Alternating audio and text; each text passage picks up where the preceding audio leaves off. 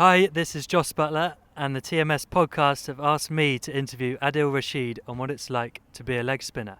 So, Adil, at the start of an over, what is going through your mind, and when are you thinking what deliveries to bowl? So for me, what's going through my mind is I'm looking to be nice and positive, aggressive. My first mindset is look to get wickets. Uh, look to stick to my strengths. I keep saying that sticking to your strengths. Whether that's if you're a quick leg spinner, sticking to that, or if you're a bowler that gives you a bit of flight, sticking to that. And being brave. So it's about being brave, sticking to your strengths, and backing yourself to get the wickets. One of your big strengths is you've got lots of variations. How do you decide when to use them? That's more of a gut feeling for me. It's not a thing that I will say, right, top of mark, I'm going to bowl a googly now. It's more of a thing in action. You see a batsman move, it could be a thing of, right, last minute googly, or a slider or a leggy. So for me, it's more of a in the moment thing. At times you do set up batsmen's leggy, googly, but for me, it's just looking to really mix it up and bowl quite a few. Obviously, in the game now, lots of aggression. Times you get hit for a six, how do you reset and come back from that? I think it's accepting that you are going to get hit for six. That's part and parcel of being a cricketer, being a bowler or a spinner. You are going to get hit for sixes. But for me, it's about coming back and being brave again, and seeing sometimes if you can go again, and if you can go again, as opposed to sometimes going to a ball and get flat or whatever. So it's about, again, being brave, having that positive mindset again, knowing that if I do the same ball again, he could miscue it and get out. I think Owen Morgan obviously uses you a lot to take wickets. Do you enjoy that role in the side? Yeah, definitely. It's obviously nice to know that from your skipper that he backs you and he keeps it simple. So to go out there, look to be aggressive and create chances. So that's what I'm trying to do. And with him knowing that, and also the players knowing that, I think it's a good place for a spinner to be in. For example, say there's two set batters going very well. Do you always feel like you're a man you want to be throwing the ball in that situation? Yeah, I like bowling in any situations. Sometimes at the death it can go the other way, but I actually enjoy the challenge. You can always change the game in a couple of balls. So if the two batsmen set, they're going along nicely. I'll still back myself to, create chances. So. I've seen you bowl a bit more at the end of an innings as well. Do you enjoy that challenge? Yeah, definitely. I really enjoy that a lot, actually. Yeah, there's times that you may get smashed for 30 or whatever and over, but it's not having that mindset. It's the mindset of, right, I can get wickets here, I can change the game, I can be the match winner. It's that kind of mindset as opposed to thinking, right, I could go the distance. So is it fair to say a lot of the time your mindset's not about looking to contain? Maybe it's something that's what Mo and Ali's job maybe, what you two guys work really well together and you're always looking to be aggressive and you're willing to risk going for boundaries to chase wickets. No, definitely. Me and Mo work well in that way. Mo knows his role. His role, like you say, maybe to keep it tight and to go up 4 and over. My role is to go out there, create the chances. So working that way, it works very well. But it's simple. It's a simple game plan for myself. Trying to be really aggressive, create chances, and try to get wickets.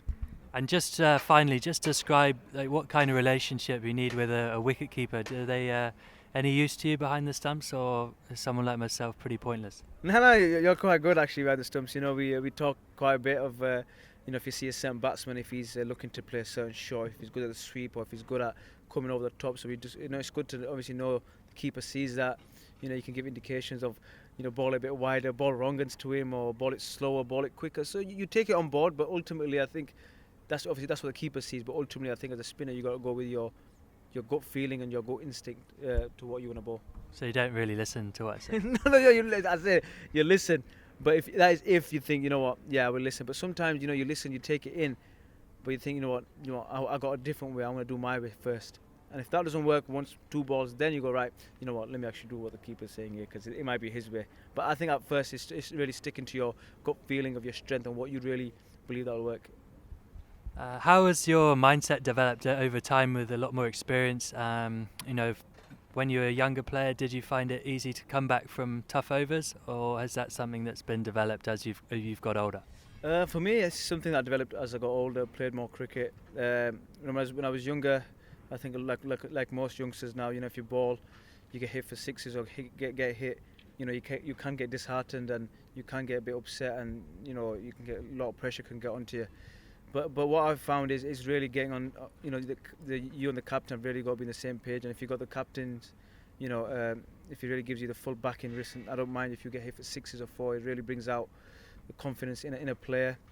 So myself, like you said, now as I've played more, as I've played a lot more international cricket, plus with Morgs as captain now, he really, as a captain, if a captain says to you, we don't mind if you go for runs. Then as a spinner, you'd really just go out there, really just try and enjoy your game and don't really think about containing and stuff. Especially as a wrist spinner, your job in the team as a wrist spinner is to look to create chances. And if the captain, if you and the captain on the same page as that, and you get smashed and you get hit for sixes, then it's fine, because you know that you try to do a job. The captain knows that job as well, but it just didn't work. So the most important thing is knowing that the captain is on your side and you're both on the same page. So Jose, how do you actually find keeping to me, and the differences maybe keeping to myself or Rashid Khan? So what's the differences and the challenges you find? I think the differences between the two of you guys you mentioned there are, obviously he bowls a lot faster than you bowl.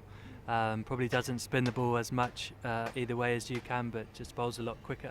I think the great thing as a wicketkeeper when you stood up to the stumps to someone like yourself is you can affect the game. You can spin the ball both ways, so whether it's a left-hander or right-hander, you feel really in the game.